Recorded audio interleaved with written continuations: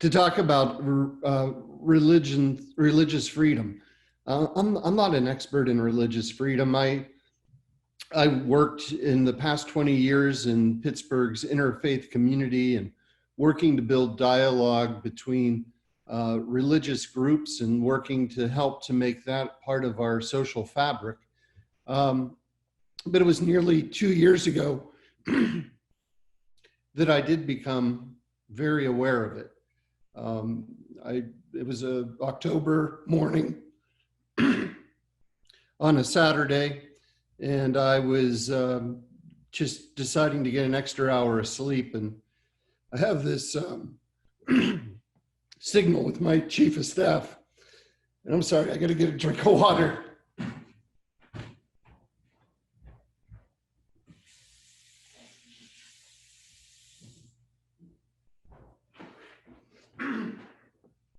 Sorry about that.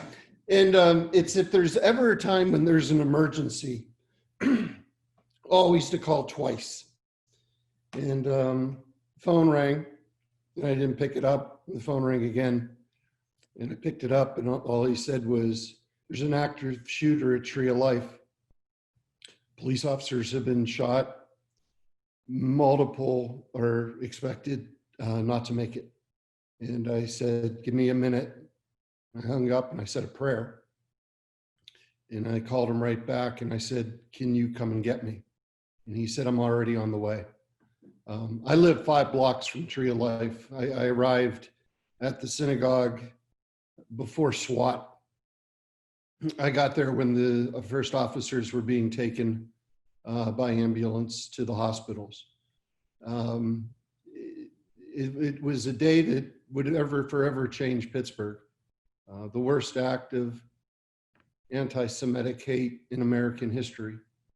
And I stood there for hours as it rained. And I looked across the street about 2 hours into the episode while the shooter was still inside the synagogue. And I saw friends of mine from the Islamic Center. And it was the entire executive board of Pittsburgh's Islamic Center standing across the street to be there for the Jewish community. And I walked up, and the executive director, Wazi Muhammad, is a friend of mine. And I said, "What are you doing here?" And he said, "We have to be here." And as he went on to tell me, and as I would hear in the days after, it was the day after September 11th, when the Jewish community went down to the Islamic Center and stood there and said, "We stand with you as fellow Americans." And they gave them an American flag to put up in the Islamic Center. And what I've learned is that you never will think that it will happen to your city. You never will think that it will happen to the country that you live in, but there is a chance that it will. And during that time of stress, it's the work that you do beforehand that really matters. The build out of our interfaith community in Pittsburgh was done by the work of imams and rabbis and ministers and priests decades before. Never with the idea that it would be needed at a time of the darkest moment of Pittsburgh's history, but really with the understanding that would help to bring about light and change and understanding and compassion. But at that time when Pittsburgh needed basically to hold itself together, the religious communities coming together were able to put their arms around the Jewish community and the greater community and to be able to hold us all together. I guess the lessons learned from that are areas where cities around the world can look in order to be able to be more proactive.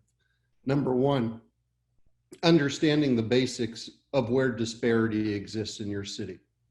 It's a quantitative fact that there is disparity based upon gender. There is disparity based upon race. There is disparity based upon so many other factors. Work with your universities. Find out what that number is. Find out where it exists and use it as your benchmark to do better. You might not be able to solve all the problems, but you have a better chance of solving them in a city than you do with the federal government. Number two is build out that relation of interfaith dialogue. Help to build it so that it does become part of your community, just like any other critical part. When you look at a city, it's just a mosaic. It's just different little pieces that are all put together to become one. Your interfaith community is there.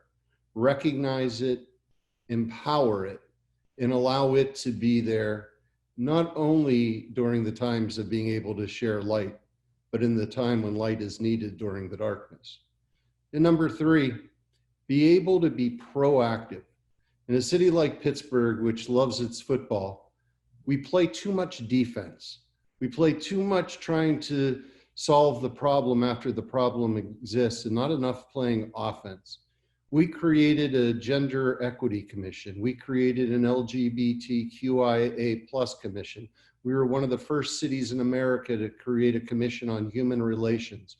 We have been recognized by the UN and CEDAW, and we have been able to put together a citizen-led initiative of recognizing where human rights or where we are failing as a human rights.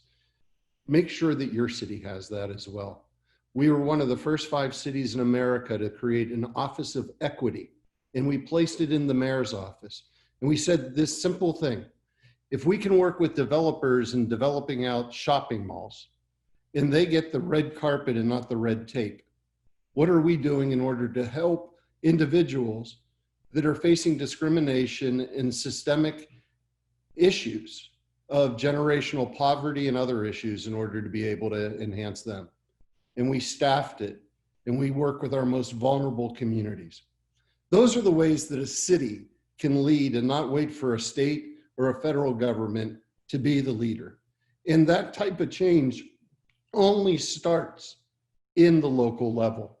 So I apologize that I have to run, but I want to make it very clear that human rights are worth the fight.